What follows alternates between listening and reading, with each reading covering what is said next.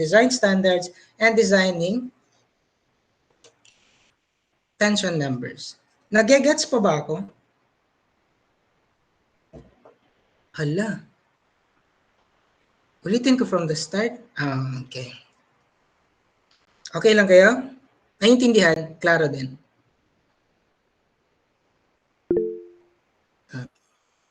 Sige, malaman lang yan sa first quiz. Ay, excited na ako sa first quiz. Okay, proceed tayo sa design standards. Ang ating palang dito, ang ating reference dito is just the Structure Code of the Philippines, yung NSCP natin ng 2015. Yung NSCP natin ng 2015, merong specific section, 500, that is intended for steel design. Although, yun ang basis natin, based din siya sa international standards pa, yung tinatawag natin AISC, American Institute of Structural Construction. AISC. Steel Construction. American Institute of Steel Construction. Yung standards doon, yun din yung in-adapt ng NSCP. So that is why if nakita kayo yung reference book na AISC, same din actually doon sa NSCP yung provisions. Okay, pero sa atin, ang pinaka-binabasehan natin is yung NSCP. Kasi mas madali siya kasi kasi nandun na lahat. Pero mayroong bagong NSCP, diba, na nakahati-hati na siya. Pero 2015 lang yung gamit natin. Okay, so let's proceed with the design standards. Meron tayong tinatawag na LRFD at ASD.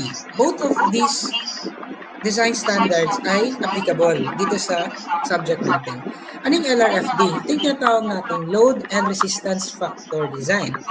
Yung ASD naman, ito yung tinatawag natin Allowable Strength Design. Okay, ano yung pinagkaiba nila?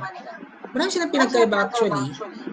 Ang pinaka-visible dyan sa formula niya is when we are dealing with LRFD or when we are using LRFD, gagamit tayo ng reduction factor or yung reduction coefficient or yung tinatawag natin resistance factor. Itong sigma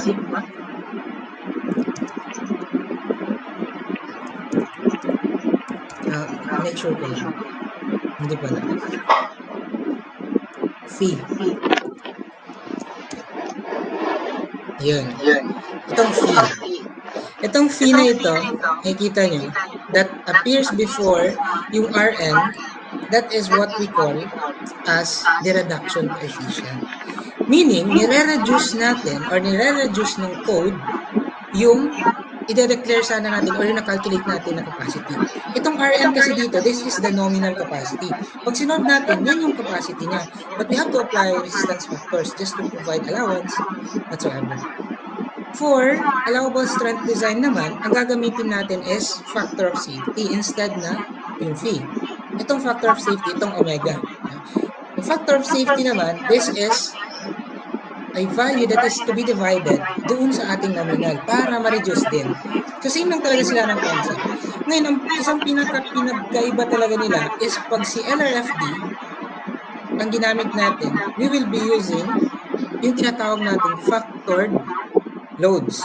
Okay, ano yung factored loads? Kung ma-recall ninyo natin 1.2 dead load, 1.6 live load, 1.6 earthquake loads, yung mga ganong factors na ina-apply natin dun sa mga loads, yung makukuha natin na sagot dun, yun yung tinatawag natin factored load. Yun yung gagamitin natin pag nag-LRFD tayo. Pagka nag-ASD naman tayo, ang gagamitin natin is yung tinatawag natin service load. Ano ba yung service load? Yung actual mismo na load, like for example, yung actual bigat ng concrete, yung actual na live load na i-apply natin without adding allowances. Kasi parang allowance kasi yung binibigay ng factor load. 1.2, 1.6, pinapalaki niya ng konti. Sa service load, yung actual mismo na load, yun yung gagamitin natin. So, pag LRFD, we'll be using factored loads. Pag ASD, we will be using service loads. Ganun yun siya. Okay.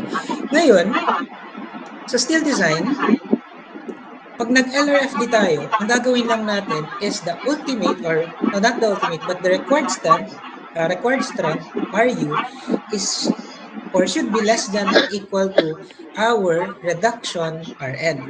Rn is our nominal capacity. I-apply natin si resistance factor to solve for our required strength. Ito yung tinatawag natin design strength.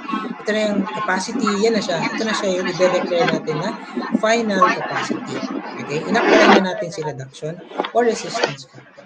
That is why, makikita nyo dito, Ru refers to the required strength, Rn refers to the nominal strength, Phi refers to the resistance factor, and reduction Rn, this is the design strength. So the design strength should be less than or equal to the required strength. How about sa ASD? Sa ASD naman, i-divide natin ang factor of safety. So, the service load, after applying the service load, calculating, depende kung ano gusto natin i-calculate, i-divide natin ang factor of safety to solve for our required strength. So, the required strength, Ru, is less than or equal to our allowable strength, which is the nominal capacity divided by the factor of safety. Now, ano itong Rn? Ano itong nominal capacity? Ito naman siya yung isa-solve natin, depende sa ano yung topic, ano yung subject. Let's say for example, tension members. Kukunin natin yung nominal capacity natin sa tension members, i-apply natin yung reduction. Let's say for example, beams sa flexure. So, kukunin naman natin yung capacity natin sa flexure, may sari-sarili silang Rn, depende sa topic. May sari-sariling computations yung nominal capacity natin, depende sa topic. Pero meron din sa columns, di ba, may axial. So, ganun. Kada topic may sariling computation ng Rn. Okay? So far, are there any questions? Susundan pa ba? Okay. Ikaw wala ako. Mawa kayo sa akin. Ayan. Okay. Nasusundan pa. Okay. So that is enough for the design standards. If you want to know more about design standards, you can have a copy of the NSCP na dun yung full description. Pero ganun lang talaga yung concept natin. Okay. Now let's proceed to our next topic, which is analysis of tension members. And this is the first calculation na topic natin. Analysis of tension members. Ano yung tension members? Basically, members that are subject to tension. Tension only. Kasi pwedeng tension and flexion, tension and torsion, tension and shear. Iba rin yun. This time, kapag-usapan muna natin, tension members only. Sige, ano ba ang structural element na pinaka or unang papasok sa utak niya pag sinabing tension members? May ganun. Sige daw, anybody? Magtanong na lang ako. Joke lang. Sige daw, magbigay kayo ng example lang ng structural member na subject to tension. Hala, tahimik. Wait lang, saan yung flashlight? Saan? Nagawa ko pa.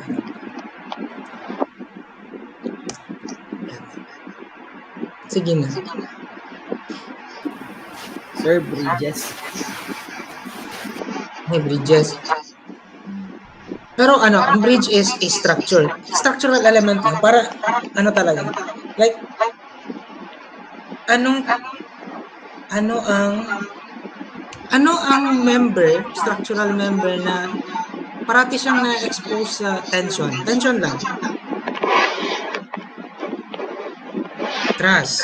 Very good, no? Truss members, yung pinaka-obvious talaga na, I mean, most of us, siguro, yun yung unang papasok sa utak natin, trusses. Kasi ang trusses, it's either, truss is either tension or compression. Na pwede siyang compression though. But, yun, may mga members na exposed sa tension. Mga ganun. Tama yan. Bigyan natin ng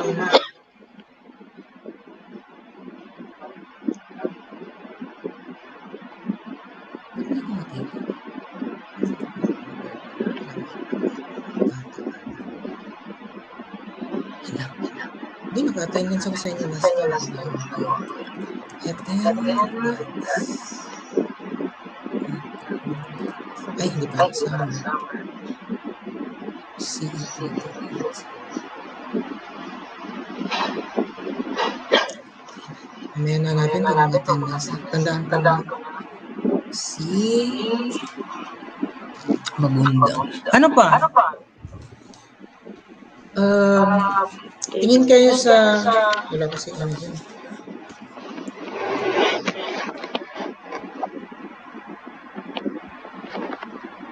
Ano pang nasa isip mo? Anong member ang exposed sa tension? Cables, diba? Ang cables,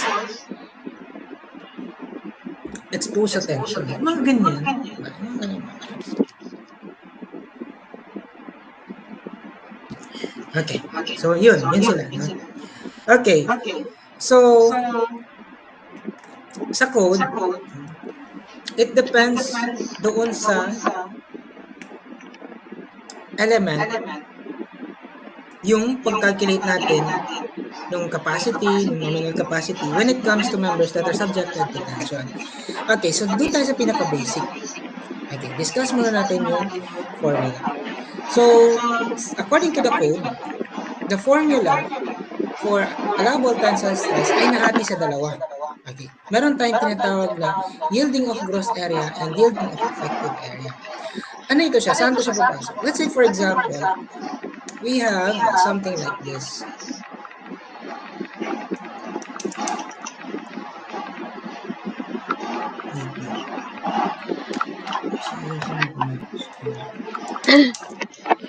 Let's say, for example, meron kayong plate. And then, yung plate na yan, nakapatong siya sa isa pang plate.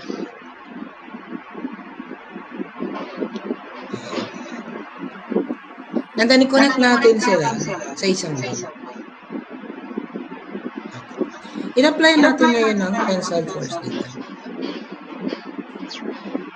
Ngayon, meron tayong dalawang stresses or dalawang types ng stresses na may expose natin dito. Meron tayong tinatawag na stresses na nararamdaman ng gross area at meron tayong stress na nararamdaman ng net area. Okay. Ano yung gross area and net area? Hindi, mamaya na lang natin yun. Mag-effort pa ako. Mamaya na lang. Usapan mo natin yung formula. Yielding of gross area, nominal capacity. If you can recall, kanina, Rn, di ba? Rn yung nominal capacity. If we are to solve for the design strength, ang gagamitin lang natin, Ru should be less than or equal to the reduction Rn or yung VRN. If we are to use ASD naman, this should be less than or equal to Rn over factor of safety. Ito na yung Rn na sinasolve natin or ginamin ko kanina. Yung Rn na nominal capacity. This is the formula for Rn ng yielding ng gross area. Okay. Ang meaning kasi ng yielding ng gross area, pagkasira ng gross area. Ang secret kasi sa pag-solve ng steel design is you have to consider the failure para doon ka magbe-base ng solving mo. So if ang topic natin is yielding of the gross area, ibig sabihin nito, sa Tagalog pa, pagkasira ng gross area. Meaning, nag-fail siya sa gross area. Ano naman yung isa? Yielding of the effective area. Pagkasira ng effective area. Okay. So, mapapansin nyo, same lang sila ng formula halos. It's just the stress multiplied by the area. Kasi ang formula lang naman, di ba? Or ang pinanggalingan lang naman ito, stress is equal to force over area. Yan lang yan siya galing. Ito yung capacity, nominal capacity. Pag cross-multiply natin, stress, it's either the yield stress or the ultimate stress multiplied by the area na pinag-uusapan natin. For the gross area, the formula is just Fy times Ag. When we say Fy, that is the yield strength. Ag refers to the gross area, meaning yung area ng concrete. Yung area ng steel, yung kabuuang area ng steel. We also have the phi value, 0.9, and the omega value, 1.67. So yung mga reduction coefficients, yung mga factor of safety, huwag kayong mag-alala, provided yun sa code. Mag-alala pala kayo kasi kailangan nyo memorize, di ko naman yun ibibigay. So you have to memorize that. Yung mga values ng reduction coefficients, kada topic. So for yielding of gross area, the reduction is 0.9, factor of safety is 1.67. So it depends kung ano yung pinapasolve sa inyo, if using LRF, di ba, or using ASD. Now, for the effective area, the formula is just FU times AE. Ang pinagkaiba lang nila kanina, FY, ngayon FU, kanina AG, ngayon AE. Anong tinatawag natin FU? FU yung ultimate strength ng steel. Kung i-breakdown po natin yung pinagkaiba ng yield strength at ultimate strength, babalik tayo sa strength of materials. Ba't dumadami kayo?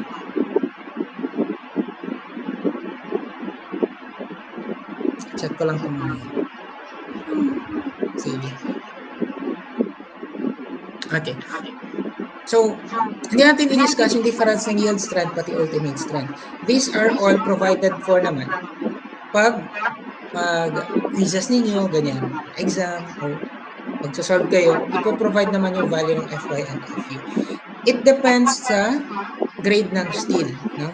So, if grade 60, if grade 40, if grade 30, no? Doon magbabase yung value ng FY at yung value ng FU naman. Okay. Yung AE naman refers to the effective area of the steel.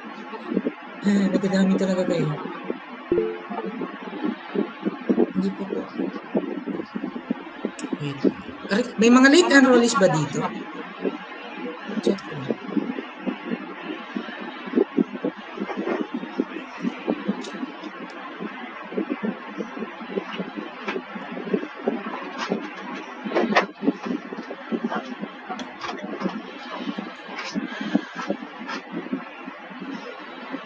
Ay, dumami nga. Okay.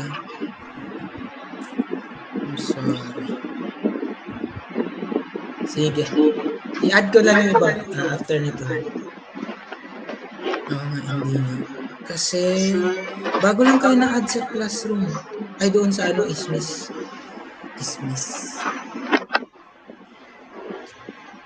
Sige.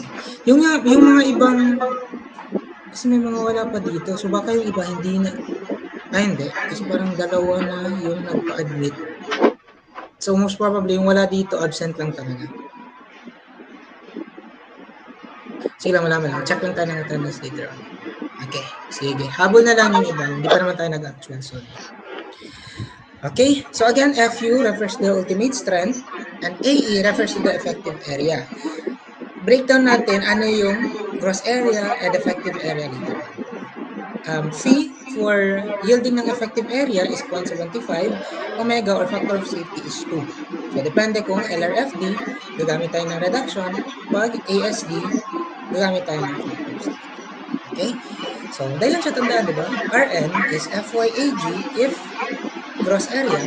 Rn is FUAE if effective area. And then, reduction factor, 0.9, 1.67, 0.75, and 2 for effective area. Now, let's discuss yung effective area, gross area, and yung mga areas na involved. Kasi yun yung crucial dito. Yung FY and FU, madali lang naman yan, si given naman yan. Di ba? Ang problema na lang is, paano nyo madadetermine si AG at si AE. Okay. Area determination tayo. Let's say, for example, yung binabanggit ko kanina, meron tayong plate, tapos, dinikit natin siya sa isa pang plate, na itong second plate, itong nasa baba na plate, nakakonect siya sa, for example, sa isang structural column, mga ganyan. And then, okay, ang top view niyan, okay, top view. Yan, ganyan yung makikita natin pag top view. Ngayon, pag in-applyan natin yan ng tensile load of a specific magnitude, so, syempre, ang makakaramdam ng tension dito is yung plate. Okay, aling plate? Actually, dalawang plate ang makakaramdam ng tension. Yung lighter gray, ano bang kulay ito? Yung nasa taas, pati yung nasa baba, makakaramdam yan ng tensile stress. Yung mga bolts, hindi yan makakaramdam ng tensile stress. Anong mararamdaman ng bolts? Wala sir, manhid kasi sila. Shear stress. Okay, shear stress yung mararamdaman ng bolts. Hindi ka natin magtawag dun sa manhid sila. Wala akong pag-asa. Yes. Okay, thank you. Yan ba? Mag-plus siguro ako sa mga ganyan. Okay, so, ang mga bolts, ang nararamdaman nila is shear stress. Ang nakakaramdam ng tensile is actually the plate na nasa taas at yung plate na nasa baba. Okay. Ngayon, meron tayong tinatawag na gross area. Ano yung tinatawag natin na gross area? Pag sinabi natin yielding of gross area, sa madaling salita, pagkasira ng gross area, dahil sa sobrang hila natin, pag-usapan natin yung nasa taas muna na plate, kasi same lang naman ang concept yun sa plate sa baba. Okay. Tapos kung same pa sila ng thickness, same lang talaga yun. Ngayon, let's say for example, nag-fail dito. Okay? Pag nag-fail dyan, ano ang mangyayari? Siyempre mapuputol dyan. Pag naputol dyan, titingnan natin ngayon yung cross-section na makikita natin. Paano natin makikita yung cross-section? Ilagay niyo yung mata niyo dito. Ilagay niyo yung mata niyo dito. Ayan, kunyari, nandiyan ang mata niyo. Ayan yung cross-section. Hindi ko lang kung na-gets niyo. Pero ganyan siya, di ba? So makikita natin ganito. Kahit pasabihin ko na yung failure is ganun, ganyan na makikita nyo. Hindi nyo naman makikita yung pagka-diagonal na, di ba? Makikita nyo yung rectangle. Kaya madali lang siya ma-estimate. Itong area na ito yung tinatawag nating gross area. Meaning, kabuuang area ng steel. Walang voids. Wala siyang tinamaan na voids. So, meaning, from here, papunta dito, basta hindi pa naabot yung bolt, this is what we call the gross area. Or yung region na yan, dyan pasok yung gross area. So if the failure occurs on that region, ibig sabihin, yielding ng gross area yan. Okay, ano yung gross area natin? If this is width, or W, tapos yung thickness is T, therefore, ang gross area natin is just W times T. As easy as that. Ano naman yung tinatawag nating effective area? Bago tayo dumating sa effective area, meron tayong tinatawag na net area. Okay, ano yung net area? Yung typical din na alam natin na difference between gross and net. Pag sinabi natin gross, di ba? Buo. Pag sinabi natin net, nabawasan na. So, parang ganun din siya. Magkakaroon lang ng net area if the failure occurs dito. Okay, if the failure occurs dyan, anong makikita natin? Kasi nag-fail na dyan. Anong makikita natin if nilagay natin yung mata natin dito? Ganito. Ganyan makikita natin. May voids siya. May space.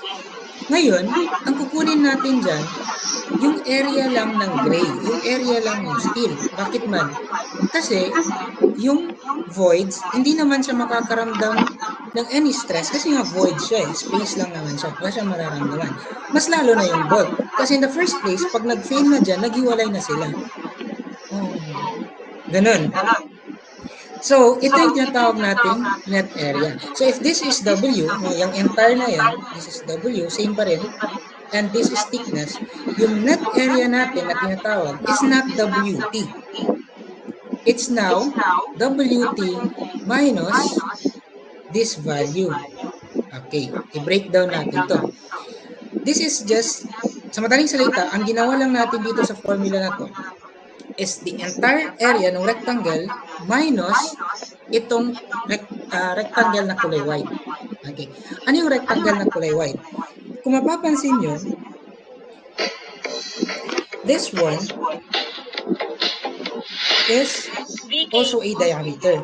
Diba? Diameter siya nito. Okay? But the question is, dalawa kasi yung diameter. Pwedeng bolt, pwedeng hole. Alin sa dalawa? Ano sa tingin niyo? The diameter of the bolt or the hole? It is the diameter of the hole. Yung area ng hole or the diameter of the hole. Hindi yung bolt. Bakit man? Kasi wala nang concern si bolt eh. Sir, bakit hindi ba equal si bolt at si hole? Hindi. Kasi if snug tight siya or yung sakto lang talaga siya, hindi. Hindi siya equal. Okay? Mas malaki dapat si hole kaysa kay bolt. Kasi if sakto lang siya, magkakaroon na ng friction in between them, hindi na siya tension members only. Kasi pwede na siyang combination ng tension and shearing. But If we are dealing with tension or members na subjected to tension alone, that means the whole is slightly larger than the bulk. So meron tayong tinatawag na nominal hole diameter. Okay. Nominal hole diameter.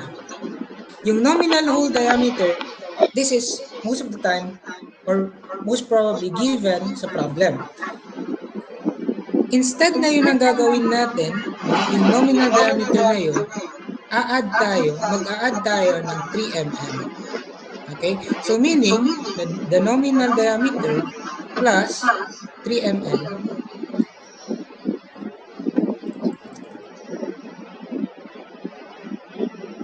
bakit kasi L? It should be E. Okay. This is now what we call as the effective diameter ng hole. That is why, for this one, the nominal diameter ng hole plus 3 mm, ito siya yung gagamitin natin dito. Okay? So, according to the code, this was provided for sa code, yung diameter daw na effective, or yung gagamitin, or yung isasubtract natin doon sa ating gross to get the net area is the nominal diameter of the hole plus 3 mm. So, mag-a-add tayo ng 3 mm to solve for or to get the effective diameter. Yan yung magiging diameter nito. Yung effective diameter yan. Okay? So, yung area na kulay white, this is effective diameter times thickness, multiply natin sa n or kung ilang number ng holes ang meron doon sa failure na nakita natin. Okay? So, again, gross area is just width times thickness. Net area is width times thickness minus effective diameter times thickness times number of holes. If isa lang yung bolt na tatamaan, ibig sabihin times 1 lang. If dalawa, kagaya nito, yung n natin will be 2. Okay, ganun lang siya. So, gross area, kabuuang rectangle, net area, isa-subtract lang natin yung voids natin. Okay? So, that's it for the difference between gross area and net area.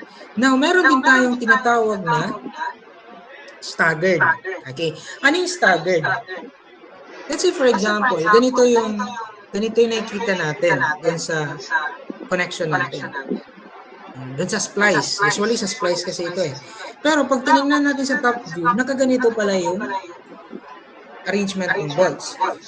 Sinasadya ito, no? Kasi yung pagka-stagger niya na yan, this provides additional support actually. Okay? Compared sa pag magkatabi lang sila, kung dalawa lang. Pag naka-stagger siya, may magiging effect din siya pagdating sa ating net area. Sa gross area, wala siyang pake. Kasi yung gross area naman natin, it's just width times thickness. Eh. But for the net area, ang mangyari, kasi magiging ganito yung failure natin. Even if ganyan yung failure natin, ang makikita pa rin natin sa cross-section ng net area is like this. Ganyan pa rin makikita natin. Hindi naman natin makikita yung difference nila sa position na pag ganyan. Eh. Pag tinignan natin yung cross-sectional view. Ganyan na makikita natin. But, may additional tayo doon sa formula natin kanina.